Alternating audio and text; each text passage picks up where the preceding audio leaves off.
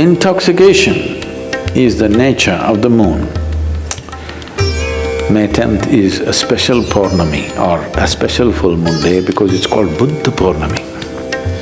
This is the day Gautama the Buddha got enlightened.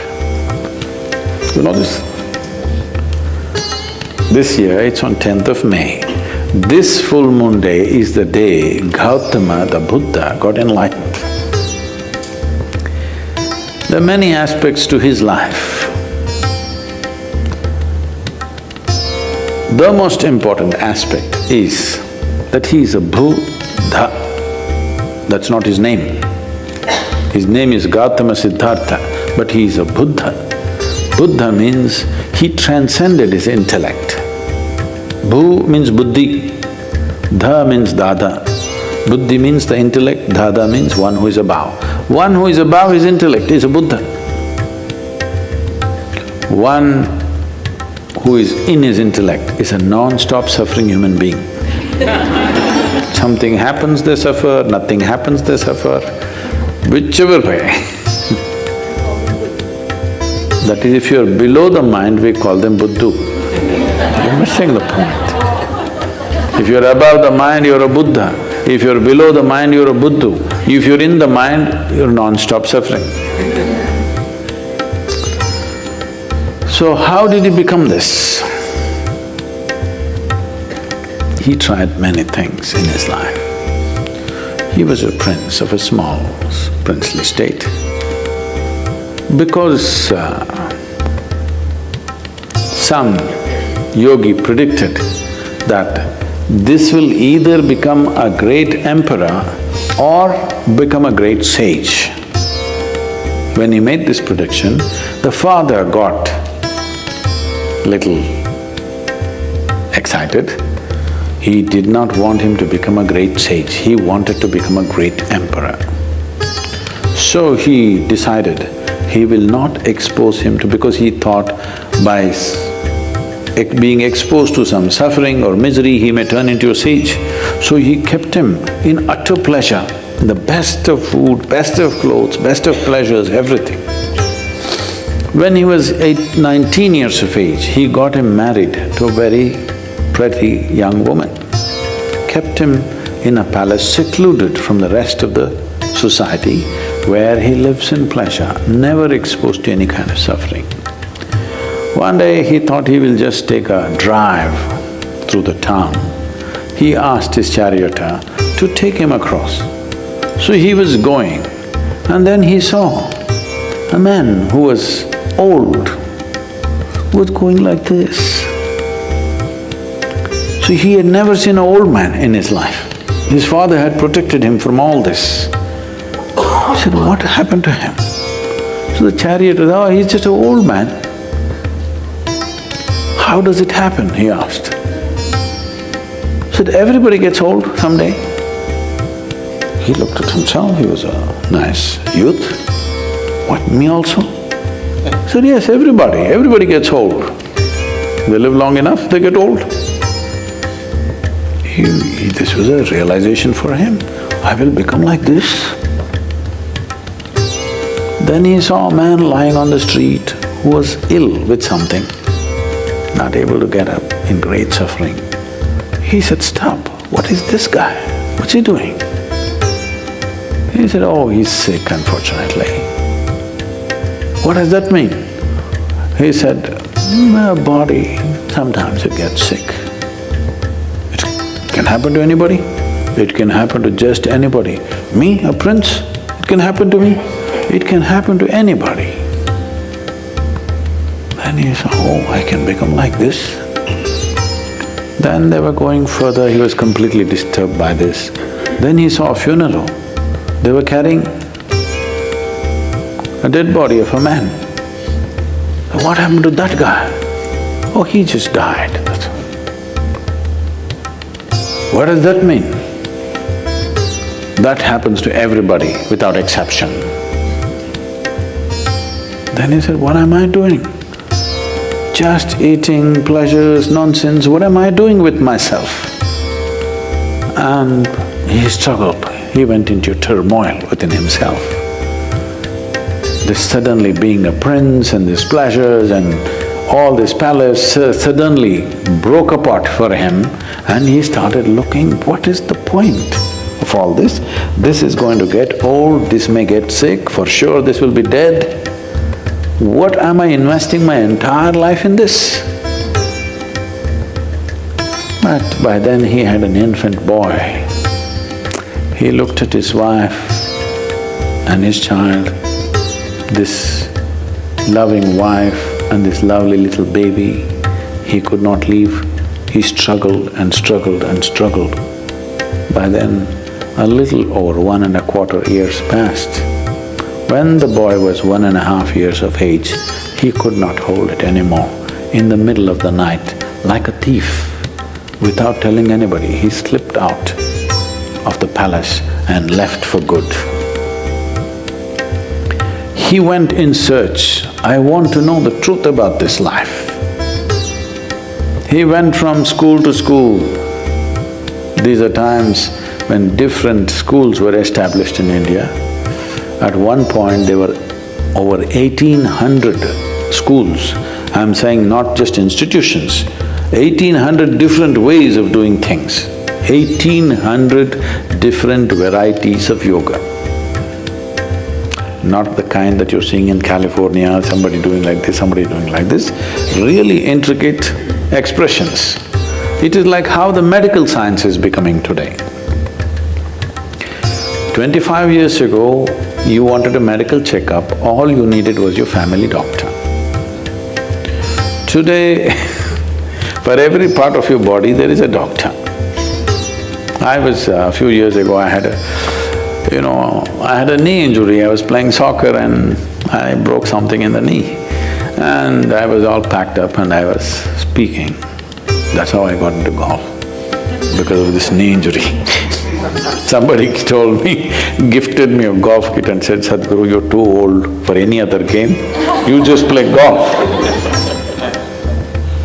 So I was sitting there in Atlanta and talking, speaking at a place. Then I was in pain, I couldn't even move. So when this is over, when I was speaking, one person raised his hand, I thought he wants a question. But then he said, Sadhguru, I would like to examine your knee after this is over, I'm a knee doctor. I said, come on, you're an orthopedic. So, no, I'm a knee doctor. Then I said, right or left? Which one are you? So specialization is going. A time will come, probably in 50 years' time, if you want a medical checkup, you need 100 doctors to check you. By the time you get these 100 appointments, maybe you need an undertaker. Then it'll become ridiculous. Okay, you went to 3 doctors, all right. You went to 5 doctors, all right. If it becomes 50, 100 doctors for a medical checkup, it's become ridiculous, isn't it? This happened to yogic system. People started specializing in a variety of small things. Each specialization has a whole thing by itself. Someone just came and told me they're a dentist, okay, I'm not speaking this thing. For example, dentistry, just 32 teeth. Right. They study for 9 years, 32 teeth. 9 years of study. Still, they don't know everything about it. That's the nature of creation. If you start studying one tooth at a time, you will see each one of them has something specific about it. Somebody can spend a lifetime of study just learning about one tooth. Just see if you had 32 dentists to look into your mouth. Disaster you are, isn't it? So as specialization happens, when it crosses a certain point, it will become ridiculous. This happened to yoga. It crossed that point where 1,800 schools, different specializations of yoga happened. So that is when Patanjali came and kind of assimilated everything into Yoga Sutras to minimize this expanse that was growing endlessly. So when Gautama came, it was post-Patanjali, but Still there were many things. So he went from school to school. He pursued 8 different forms of samadhi.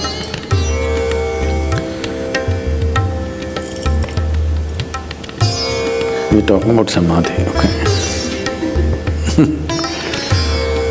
He pursued 8 different forms of samadhi. He saw all of them were wonderful experiences, but still it did not liberate him. So in this condition, he was walking as a samana. There's a certain system of practice called as samanas. Their fundamental practice is this: they will never ask for food. You should not go in pursuit of food because they want to beat the fundamental instinct of survival. No matter what, you're always going in pursuit of food, please understand this. You may complicate it in so many ways, but fundamentally, you're talking so much about economy means you're just thinking about survival all the time, isn't it? Survival glorified, but still it is survival. So one fundamental sadhana for them is, you never pursue your instinct of survival. You simply keep going. So samanas used to just walk, never asking for food. But the culture was sensitive. If they saw a spiritual person walking, people will cook at home and run behind him and serve him wherever he is, because they know he will not ask for food. Today if you become a samana, you will walk yourself to death. Those days, people were sensitive to his sadhana and responded. So there were thousands of samanas walking the country. So Gautama became a samana, and even if you are not asking for food, you will walk near a town so that food will come. But Gautama took it too seriously and just walked. He became all bones, just bones and a bag of skin, like that he became. Then he came to a place where there was a river called Niranjana. Unfortunately, that river is gone now, no more river. Just about 18 to 20 inches of water, maybe moving little rapidly. He stepped into it, halfway down into the river, he did not have the energy to cross. There was a tree branch, a dead branch, he just held on to it. He doesn't have the strength to take the next step, but he's not the kind of man to let go. He held on, we don't know for how long. People say for a very long time. Maybe it was 2 minutes. When you're feeling so weak, those 2 minutes might have looked like many years. Then as he hung on, he just realized, what is it that I'm striving for? What is it I'm wandering the entire country, growing from school to school, learning this, learning that, what is it that I'm looking for? Then he realized, there's really nothing. This life is on. All I have to do is just take away the barriers which are not allowing me to experience this. When he realized that everything is within him, there's nowhere to search, suddenly he had the energy to take the next step, and the next step he crossed the river, came and sat down under that now very famous Bodhi tree, which has become more famous than the Buddha himself.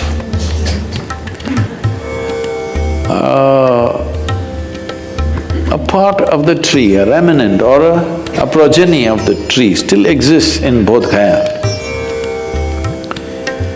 And he sat under the tree, it was this full moon night which is coming now, on 10th of May. He sat there and he sat there with this determination, either I must see the ultimate nature of my existence now, or I will sit here and die. I will not open my eyes till I know this. Once he made that resolve, because the only problem is there is no resolve. Every 2 minutes, your intentions are changing. If you are totally on, to know what is within you, how long should it take? It should happen in a moment, isn't it? because there's no distance to travel. Time is a quantity which is necessary only when there is a distance to travel, isn't it? If there is no distance to travel, if I ask you, how long does it take for you to sit here? You're already sitting. It's already there. It doesn't take any time. So you are already alive and on. It doesn't take any time for realization because you don't have to do anything particular. When he saw this, he was fully enlightened and the moon was shining. And he had not eaten for many months on end properly. Years, actually 4 years he was a samana. And people around him, he had gathered about 5 disciples, I think. These guys thought he's real because he doesn't eat, he's really rigid. And they saw he's in some state, exuberant state, and they could see the light on his face.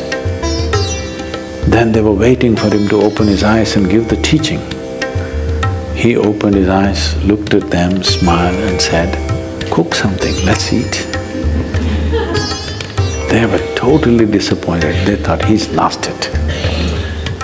They walked with him for 4 to 8 years when he had nothing but torture. When he got enlightened, they left him because they wanted to hear something severe. He said, "Cook something, let's eat.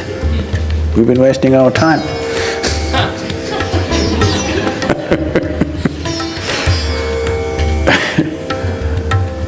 There are many beautiful episodes in his life. When he one day walked upon the river bank after he has become a Buddha and went and sat down under a tree. Tree, not because tree is the best place to sit under, you know, ants can get you. Because that was the only real estate of those times. There are no buildings and buildings and buildings everywhere. So tree was a good place, a pleasant place to sit under.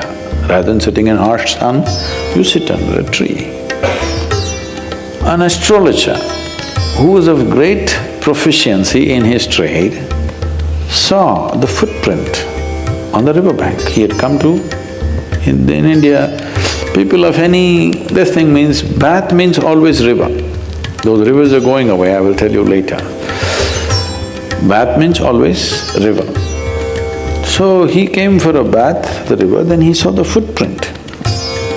There is a whole science, or rather observations, through which by looking at the way one's feet is, somebody predicts exactly what he will do.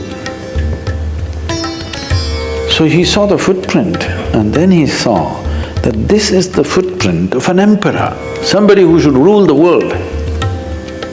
Then he wondered, why would such a person be in this remote place near a jungle? Then he followed the footprint, thinking he will meet an emperor. Then he saw this monk, Gautama, sitting under a tree. Then he looked at this, he thought either my astrology has gone all wrong, or I'm being fooled, or I'm in some kind of a hallucination. What's happening here? Then he went to Gautama and asked, "Who are you?" Gautama was in this kind of Jasjeet kind of state. He said, "I'm nobody. I'm just a nobody. But you have the feet of an emperor. You should conquer the world." Gautama said, "That I will, but not by conquest." See, there are two ways you can have the world, either by conquest or by inclusion. Yes? I can make you yours either by capturing you, chaining you and making you do what I want, or by including you as a part of myself, yes? Both ways, something or somebody becomes yours, isn't it? But if you go by conquest, it will be a pain in your neck, always. If you include, this will become a great enhancement of life. He said, "I am the emperor of the world." But then he said, "You're a monk, you own nothing. I own nothing and I am a nobody. That is why everything is mine. Even mathematicians are trying to teach you the zero and the infinite are one and the same. So you becoming a no-thing does not mean you're no use. You are a no-thing means you have become all-inclusive, isn't it? You are something means you can only be that. You are a no-thing, you can be any way you want. This is how this life is made. If your ability to respond is not curtailed, you can be anything you wish at any given moment, isn't it?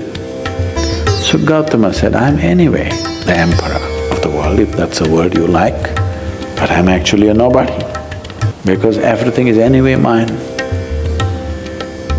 If you see I'm responsible for everything, everything is yours, isn't it? How does somebody become yours? Because you own them or you take responsibility for them?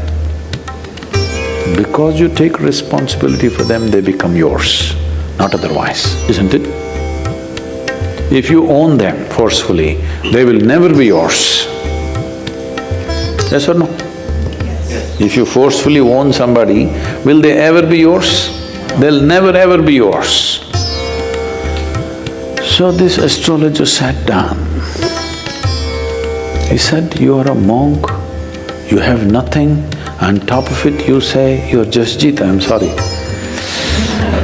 On top of it you say, I'm a nobody and everything is yours. What is this? Gautama said, you come, I have a way for you. You are busy making predictions of life. I have a plan. Why do you make predictions of life? You're incapable of making a plan and executing a plan. That is why you fall back on predictions, isn't it? Yes or no? If you are capable of making a plan and executing the plan, would you fall back on predictions? No. So Gautama said, you are busy making predictions. I'm here, I have a plan. Come, become a part of my plan.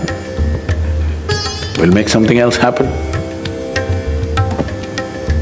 You must become a part of this plan. We can make something wonderful happen. This same world can be turned into paradise if all of us go by a paradise plan, isn't it? Yes or no?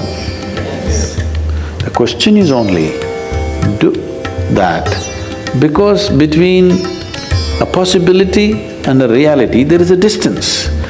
Or do we have the courage and the commitment to walk the distance? That's all it is. Yes?